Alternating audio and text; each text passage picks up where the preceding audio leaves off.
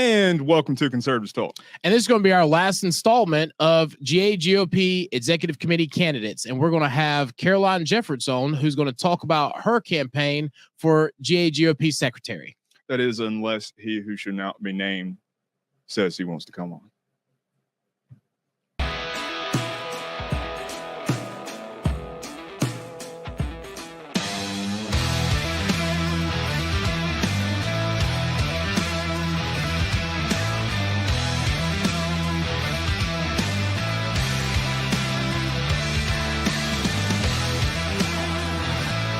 And welcome back to Conservative Talk. My name is Justin. And this is Jamie. And as always, we like to remind you of Jamie's law and that you must hit the like button and the share button on any of the content that you do come across on any of the platforms we release it on, as well as make sure you're hitting that subscribe button because, as you know, Jamie Law does say that you must subscribe so you can learn.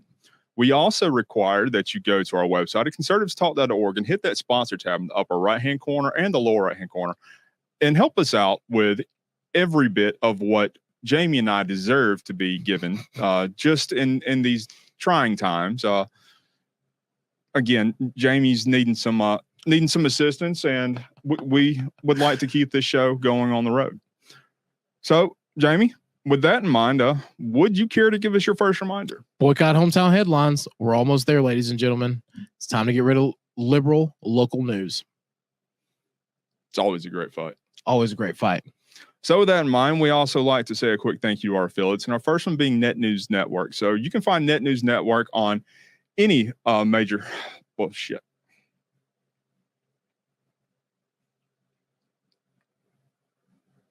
Okay, and then so with that in mind, let's say a quick thank you to our affiliates, and our first one being Net News Network. So you can find Net News Network at netnewsnetwork.net. So Net News Network is a local compilation, or it's a compilation of local on-the-ground news producing podcasters and show producers. You can find a great variety of firsthand information from across the United States on this platform. So make sure you are looking for Net News at netnewsnetwork.net. We also want to say a quick thank you to Veterans for America First. Veterans for America First is the premier America First policy organization. And they really use their platform to really push their policy views through their media platform, and that is Vet Voice. So make sure you are looking for Vet Voice on every social media platform. So, Jamie, how about let's bring on our guest for this week? Yeah. So we're going to bring on Caroline Jeffords now, and we're going to start talking about her campaign for secretary. Miss Jeffords, can you hear us? I sure can. Thank you very much for joining us here. You are, I would say, probably the last candidate that we're going to end up doing interviews with, just simply because, I mean, what convention's next weekend? So about a week and a half? A week and a half, yes. So yeah, it's save the best for last. Yeah, we've whittled our way down, and now we have the sharpened fine tip. Yeah. So like that makes me feel great. Thank you. Yeah, that was a good one. That was off the top of the head too. So just tell us a little bit about yourself. Can you give us what would we like to do is essentially your political resume? Yeah. Well, I mean, first I would like to just tell you a little bit about myself personally. I feel that plays into it. I am a Georgia native, which is hard to find these days. Yeah. Was actually born at DeKalb General Hospital. And then my parents moved up to Gwinnett County, North Gwinnett County, actually. And so I attended elementary, middle, and high school all there. And then went on to go to even college here in Georgia at Georgia Tech. So I live, sleep, breathe Georgia. It's all I've ever known. And it's obviously what I call my home. And I've really had no desire to leave. And then I also had the opportunity to become Miss Georgia USA 2004. So I have literally done everything Georgia. And during that time, I had the opportunity to serve as an ambassador to Georgia all across the state, as well as the United States, and even a few opportunities to go outside the country to represent Georgia. So that was a great experience, and that really helped me to dial in my love of service, community service, and serving others. I feel like that's definitely a mission that we have been put on earth here to do. And then, so after doing that, I went on to actually work with a lot of charities in Atlanta, Mercy Care for one, that helped a lot of our homeless and homeless veterans. And then segued into the Atlanta Ballet and Atlanta Food Bank. And then currently I serve on the Children's Healthcare of Atlanta Marcus Autism Board. And so I've chaired many events for Children's Healthcare of Atlanta. I love to brag about the fact that up until this year, I held the record for the amount of dollars raised, but I still hold, so this year they broke that, but I still hold the record for cost to raise $1, lowest cost to raise $1. So that's, to me, that's an ultimate reward. That's awesome. Yeah, that's something to be proud of. Yeah, absolutely. That's a lot of great work.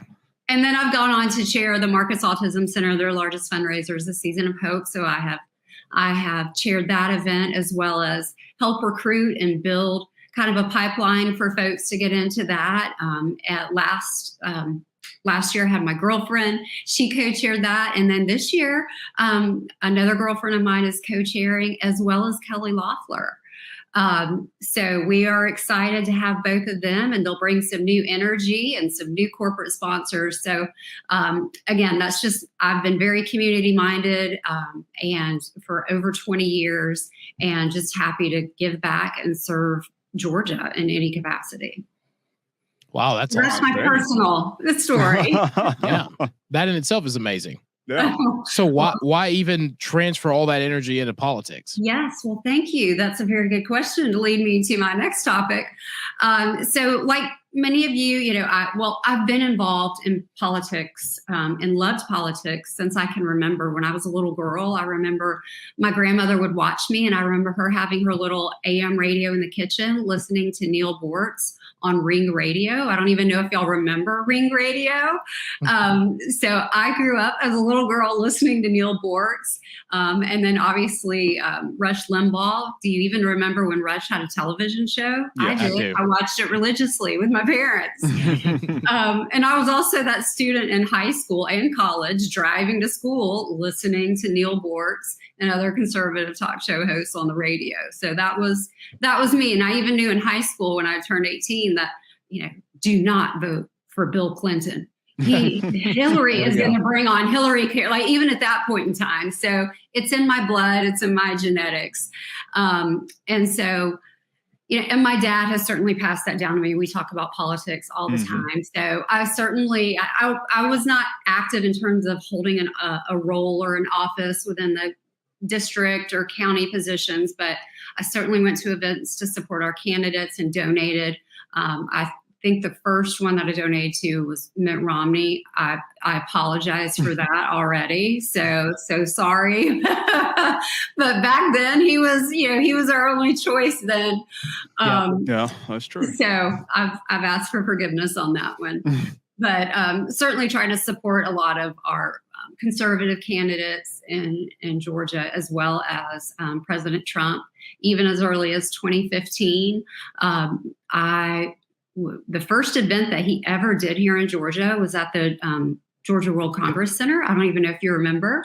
And so I had signed up to be a volunteer. So I was there all day long, volunteering and serving for him. And then I even made campaign phone calls for him early on. And that was a great experience because I was able to, I wasn't just calling folks in Georgia, I was calling folks all across the country. So that was a really unique and special opportunity to gain those insights.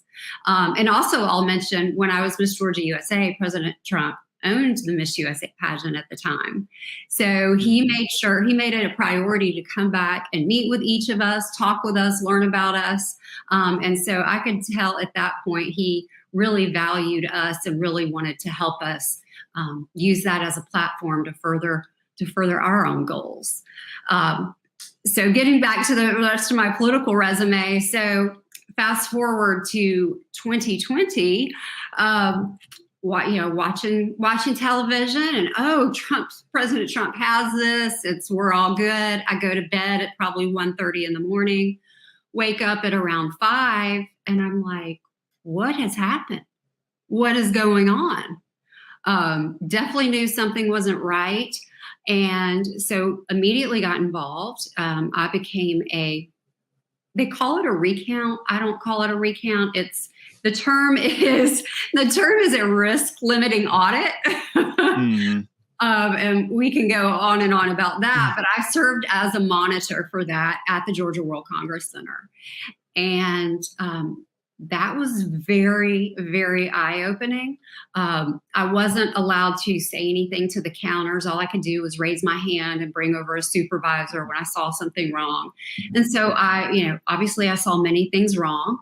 And some people were very scared to say something, and that's just never been in my blood. I'm very, I'm a bold woman, and I want truth to be known. And if you're doing something wrong, I want to alert someone to that. So I raised my hand, asked for a supervisor, and lo and behold, I had no clue who the players were at the time with Fulton County elections, but immediately had Richard Barron, who was the Fulton County elections director, one of the Fulton County attorneys, as well as some other key players surrounding me and in my face, intimidating me because I just simply asked a question and wanted clarification. And like I said, I consider myself a pretty tough cookie, but I had never been kind of ganged up on like that and intimidated quite like that before. And, I found myself trying to hold back tears. And so it was, and then shortly after, they sent the workers that we questioned who were counting to go on a lunch break. And then they never came back, and then they packed up. And then shortly after, they said, "Oh, we're finished for the day. We're finished. We're going to come back tomorrow. It'll take us all day tomorrow."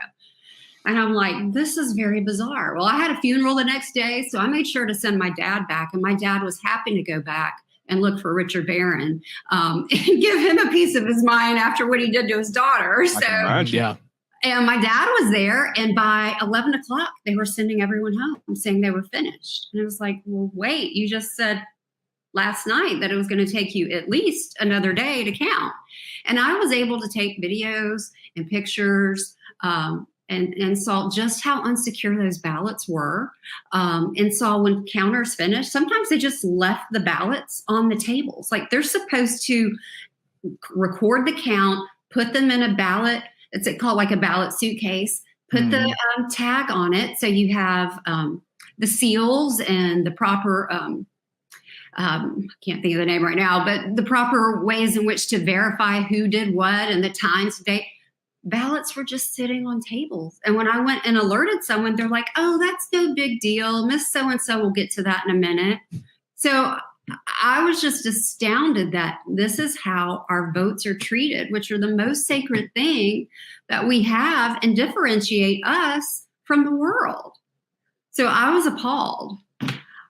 So I just couldn't stand by and let that continue and go by. I was connected with Garland. He actually helped me become a monitor that day. I wasn't even able to become a monitor through the Republican Party. I had to go through the Constitution Party to do that. And so got in touch with Garland, and obviously was involved in a lot of things that were, revealing what was going on throughout the state at that time. And so we got together and filed a lawsuit against Fulton County on December 24th, 2020, for what had taken place, specifically with the absentee ballots in Fulton County. And that grew. We grew our legal team. We had our first hearing on January 6th of all dates.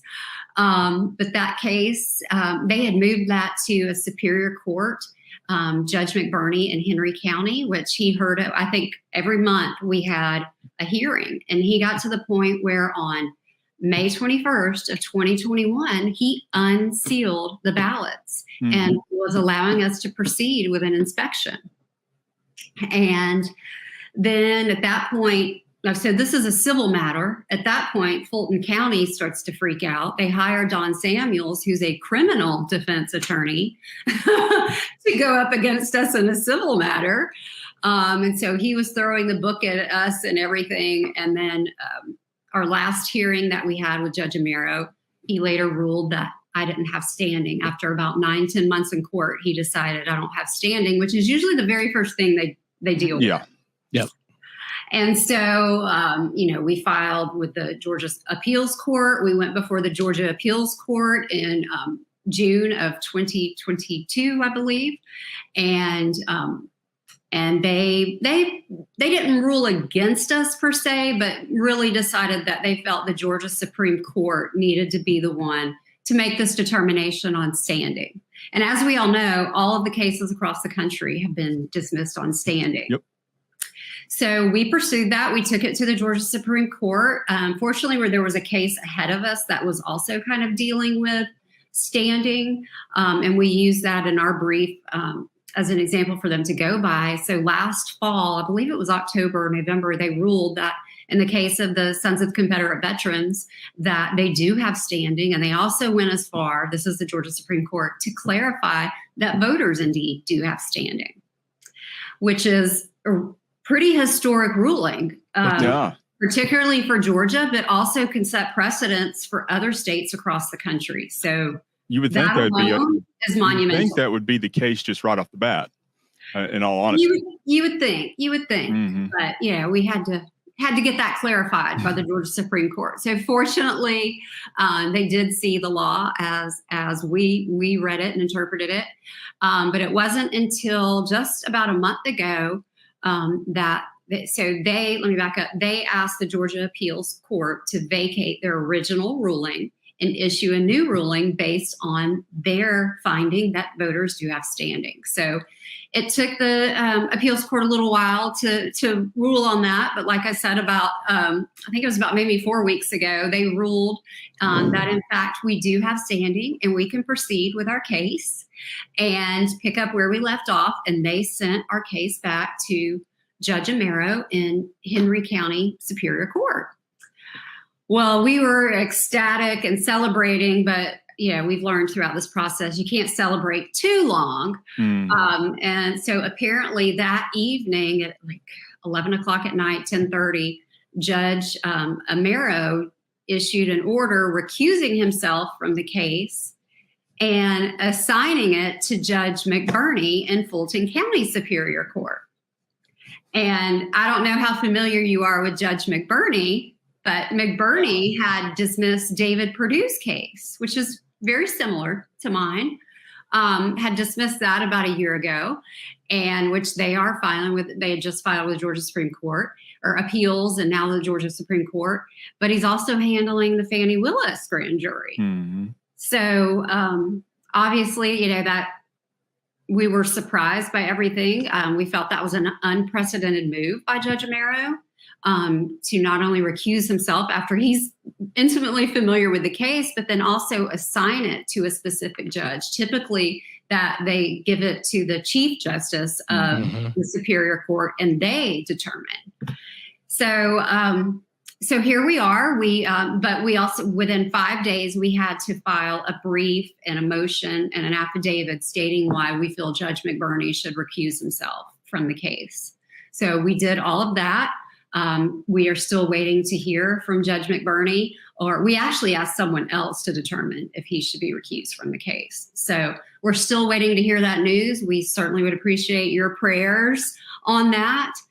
We've already seen miracles work in this case, and we just feel that someone else would probably be better suited to hear our case.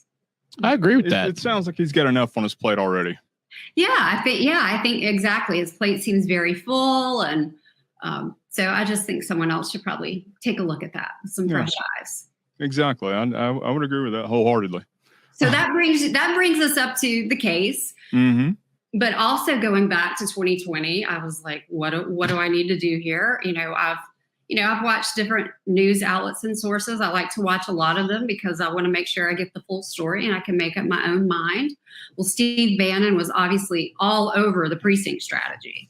And so I looked up Fulton County Republican Party and figured out, okay, well, I think at that point it was either end of February or early March, they were having our precinct meetings. So I went and I signed up. I think I was vice chair for my precinct, got my husband to come along. My parents did their part in Gwinnett County. And then for the county convention, I decided I'm going to run for assistant secretary. And so I ran. I won that position. And then take it to the next level at the district convention. I was like, I'm going to run for a state committee position. I want a voice. I want to be heard. And I want to make sure, you know, someone like me who represents everyday people, who hasn't been a lifelong politician, that I have a say. And so I won that as well. So I did that for the 2 years. And then most recently, this new cycle, I ran for vice chair, this time for Fulton County, and won that. And I also ran for to continue to be the district committee member. Well, actually, I was redistricting. So I was in the 11th district, and then now I'm in the 5th district. So I won the 5th district state committee position. And then I began to educate myself some more on the state executive committee and what their roles are and how critical they are. And I thought, I'm going to run for secretary here. I feel like I have a lot to contribute. I have a voice that wants to be heard. I feel like I represent, again, the voice of the people like me. And I want to be a part of that. And so that's where I have found myself now running for this position. And again, I feel, fortunately this year, I mean, it's been like the year of the woman. We have so many women running for these positions. I never even noticed that, really. Yeah. And I'm not, trust me, I'm not a feminazi or anything like that. I think it's great. But, you know, we do bring a unique perspective. And quite frankly, we hear the Republicans talk about all the time that they want to target the moms or, the women, because we do tend to have lots of opinions and spread those opinions and have a great circle of influence. And so that has driven me to the place where I am today. Well, you were talking about doing a lot of research on the state executive board. So my first question with that would be, what exactly do you see the role of secretary as being within the state executive? Sure. Well, I also want to go back to one important point that stuck out to my mind when I did my research and asked around is the state executive committee has a very unique duty during an election cycle, a presidential election cycle. And that unique duty is that they have a say in who goes on our presidential primary ballot. And so I felt, wow, I mean, for me to be able to have a say in that and a part of that seemed extremely valuable to me. And so that was my initial driving force, to be honest with you. And then went on to, the duties for the state secretary as laid out in the bylaws are pretty simple and fundamental. It's, helping prepare for the convention and gathering the data and information. So there's not a lot laid out there. But I think that's great. That's an opportunity for me to hopefully, with the permission of the newly elected chair, expand what that role can do.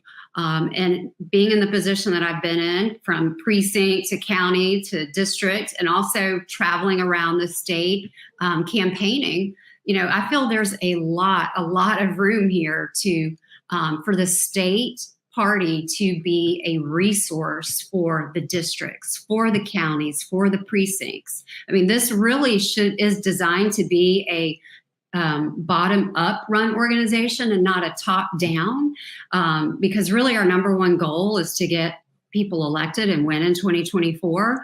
And I'm sorry, but the precinct chairs and everybody in part of it, they know their neighbors and their neighborhoods far better than I ever could from a state committee position.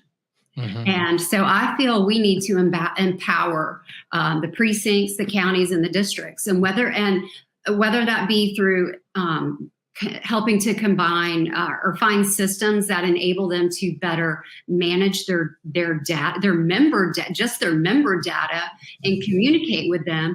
But also, we can't rely on the RNC to provide us information about Republican voters that don't go to meetings and sign up. So there are many outside resources that we can use to help better increase the accuracy of our data that we have to work with. Yeah. I mean, we can't rely on accurate information from them. That's you hit a sore point there. Yeah. I was in Washington last week, and that was the one thing that I brought up to them was that the walk book and data information that they provided us was not accurate at all. And I hear that across the state.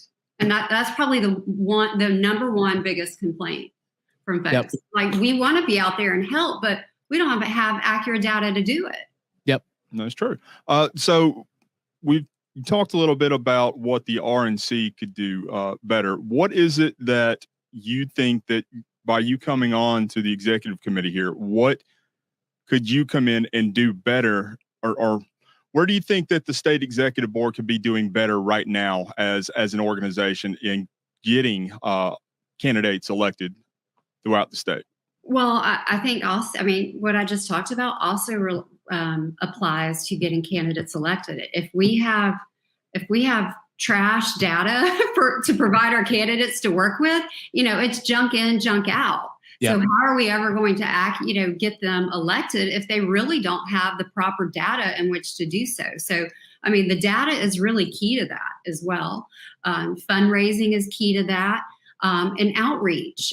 We certainly need to be reaching out to minorities as well, but we also just need to not expect everyone to come to us. We've got to go to them. I have a young daughter. We're kind of, somewhat of a young family. I like to say I still am. But, having a breakfast every Saturday morning at 8 a.m., that's when my child has practice. Yep. So how are you going to attract that segment of the state if you're only wanting to do things on your terms and not when it would be convenient for them? So I'm not saying we shouldn't have Saturday morning breakfast, but I'm just saying we need to kind of spread the love around and figure out what would be a better way to enable other folks to come and hear our message. And even sometimes not coming to us, but just going to them. How do we go to them? A commissioner said one time, we can't expect young people to be involved when all we do is meet at 8 a.m. on Saturdays and argue. Right. We got to find a way to be more effective and get more go to youth or be more engaging and try to come together as a party more. And that kind of falls on the state executive committee. And quite frankly, I feel like we need to do a better job of educating the community in general about issues and what's going on and how the Republican Party's stance on that. I mean, just obviously election integrity, which is my number one issue. I could talk all day about that, but even education. I mean, I've personally experienced this myself. What's going on in our education, and I don't think people really understand the depths of how they are trying to change the culture of our state and America through our children and the propaganda and the brainwashing that's going on. I mean, this year we had to withdraw my daughter from a private Christian school in Atlanta because of the agenda was what they were pushing. And it became clear that the agenda superseded the academics. Wow. Yeah. And as a parent, I wasn't going to tolerate that.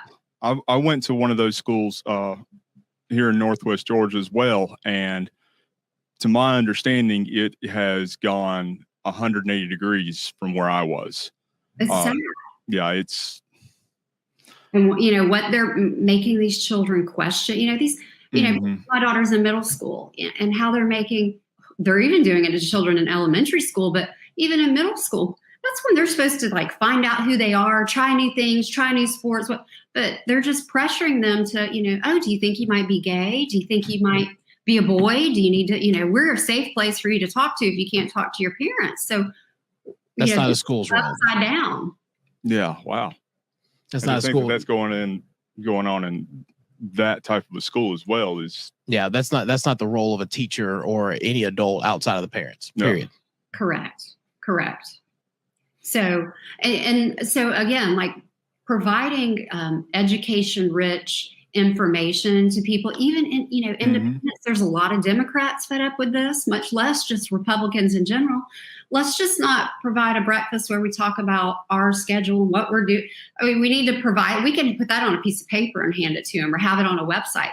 We need to help educate them about what's going on and what we as a party are trying to do about that and how they can help in contributing to solve that and overcome those issues. I mean, I like it. One of the biggest things that we ran into here in Floyd County when doing what Jamie and I were trying to help out the local party with here was getting access to materials that weren't just we have a very large Spanish community here.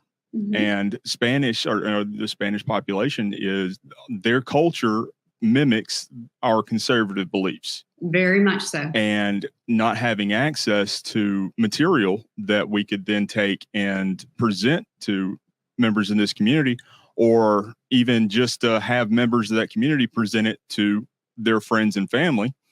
It was kind of a letdown in that instance. And we had reached out to the state party on multiple occasions and either received crickets or that it just was not something they were really interested in pursuing. We ended up having to go to a different organization and get, bilingual pamphlets just explaining the difference in between the two candidates that we could have passed out because we just couldn't get anything, from the state party that just showed our platform in, a bilingual language. So, well, and quite frankly, again, that talks to the point where the state party needs to be a resource. Why do we need to keep reinventing the wheel 159 different times with every county? Why can't we have a template that the counties can go to and just fill in their county name and add a few specific other names here and there and tweak it? But we've basically got it teed up and set up for them. That's all we were asking for. I was like, I'm not asking for 500 copies. I'm asking for something that's approved by them that we can go print off or put our logo on, or even use the state party logo and pass it out. Absolutely. And I think that's the role. That's one of the roles of the executive board going forward, is just making sure that all the districts and the counties have available templates and additional information that's already kind of somewhat pre-approved by the state committee and the executive committee, that county chairs or district chairs can kind of go to as a resource, and then we distribute going out. And we have to connect other counties. We can't live on 159 separate islands. If we want to win, we've got to come together and work together. Let's work smart. I don't mind working hard. I'm a hard worker, but let's work smart and then work hard. So I feel like we need to have that approach a little more, particularly going into 2024 election, where there is no other option but to win. Yes. Yeah, that's the number one and only goal with 2024, because they say it with every election cycle, but in all honesty, if I just don't see us as being able to maintain anything after we won't survive. 2024. We won't survive. Look at the damage. Look at the damage Joe Biden's done in just a little over 2 years. I would have never thought it possible. Yeah. I think a lot of people would have never envisioned it. Weaponizing the DOJ and the other acronym, I mean, it's really un-American, and it's obvious they're going after our free speech. And if we lose our free speech, I mean, I don't know how we turn back from that. Well, there's one way, and it's the amendment that comes after the free speech amendment. True. But, they're trying to cut down on that and what they're doing to our military and combined with Article 5. But that's won't talk about details.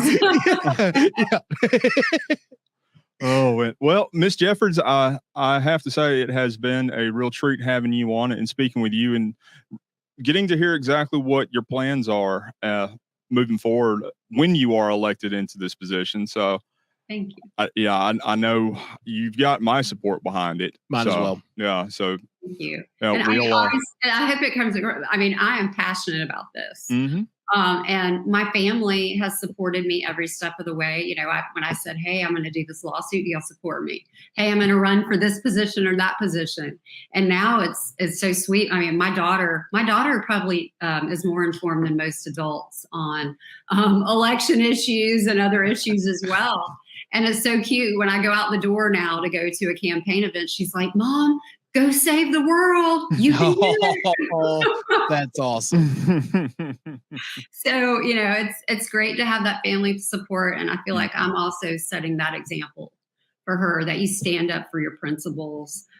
You don't just go along to get along and be weak-kneed. I'm not here to tolerate that. Absolutely. Well, again, ma'am, it has been an absolute pleasure. And we will be seeing you next weekend, it looks like. June 8th, 9th, and 10th. Can't wait. Oh, yeah. In beautiful Columbus. I don't. My favorite place. I've spent way too many months in Columbus. I did a lot of training down there in the Army, and don't get me started about Columbus. Jamie has a completely different perspective. Yeah, there's a Morgan Wallen do. song that relates to me in Columbus.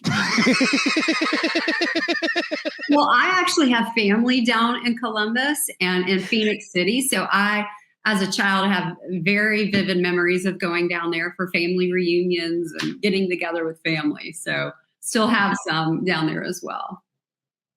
Well, sounds like you've got some built-in support down there too. So,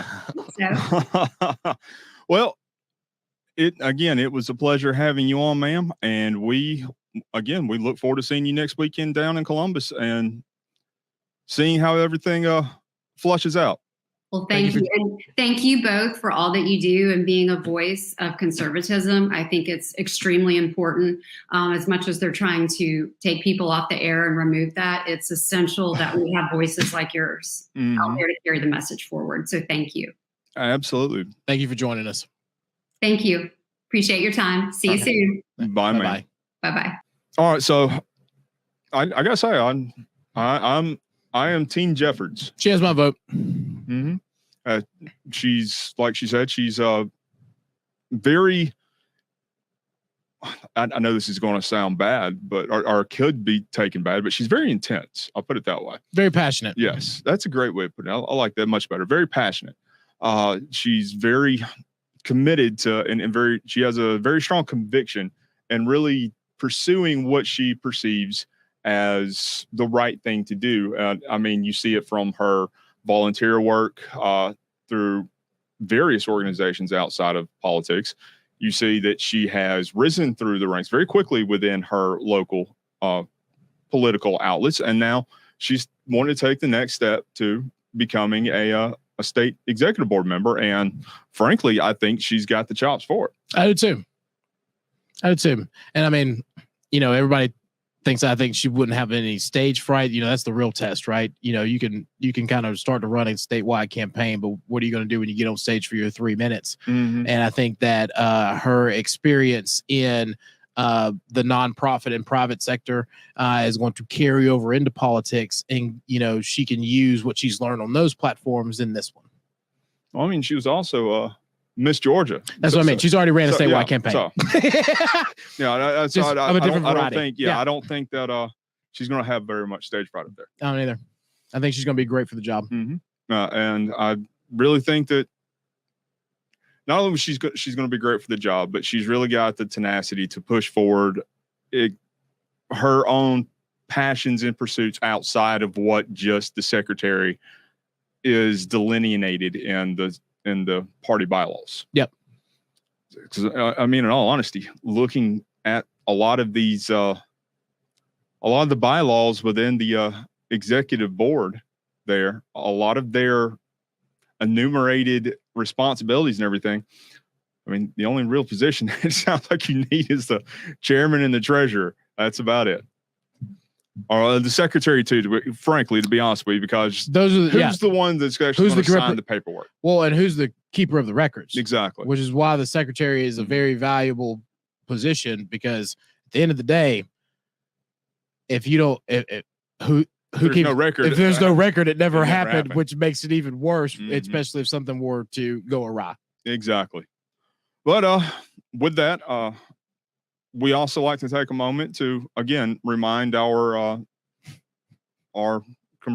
comrades out there of Jamie's Law, and that you are required to hit the like button and the share button on any of the content that you see that we produce and release, as well as hit that subscribe button. That way you will know your talking points heading into the future.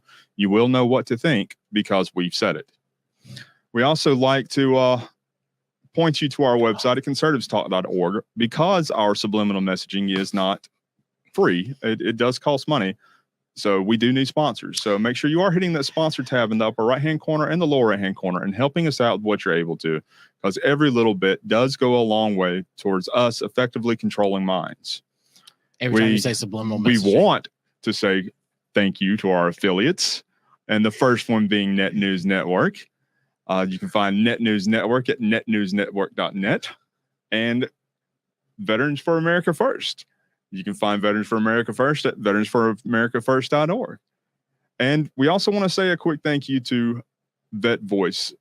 They are the media arm of Veterans for America First and really do a great job of pushing that content. So, Jamie, without giving away all of our secrets, how about giving us your final thought? I was just going to mention a frog, but that's a whole other ballgame. See what I'm working with, y'all. Final thought is this. It's convention time. See you in Columbus. It's the perfect time to get engaged. And as you know, we have, as you see from our last show, we have a very wide national range. So if you are interested in getting involved in politics at any level in any state across the United States, go ahead and go to our website at conservativestalk.org and hit the contact tab, and then just send us your information and what office you would like to run for, and we'll connect you with the right people. Sounds great. So with that, this is Conservatives Talk, and we will be seeing you soon.